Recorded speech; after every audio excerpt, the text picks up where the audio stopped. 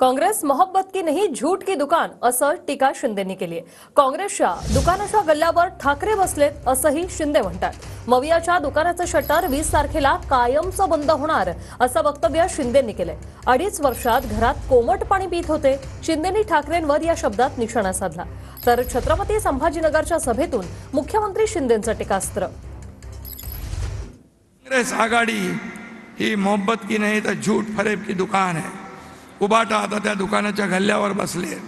महाराष्ट्रातील जनतेला गिराईक बनवण्याचा त्यांचा डाव आहे, पण लक्षात ठेवा मराठवाड्यातील जनता सुज्ञ आहे, त्यांना भीक घालणार नाही।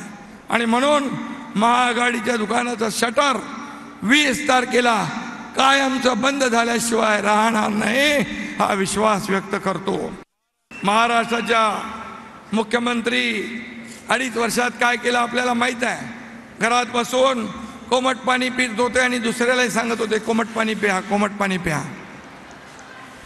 फेसबुक लाईव्ह वर सरकार चालते का? गृहमंत्री खंडणीच्या आरोपाखाली जेलात जात होते, सगळे प्रकल्प बंद पाडत होते। जलयुक्त शिवार, मराठवाडा वॉटर ग्रीड, मेट्रो सगळी कामं बंद। आम्ही ती सत्ता उलटवून टाकली, सरकार पलटवून टाकलं, टांगा पलटी करून टाकला आणि महायुतीचं सरकार आणलं। या महाराष्ट्राच्या जनतेच्या मनातलं सरकार आणलं, मोदीजींच्या आशीर्वादाचं सरकार आणलं।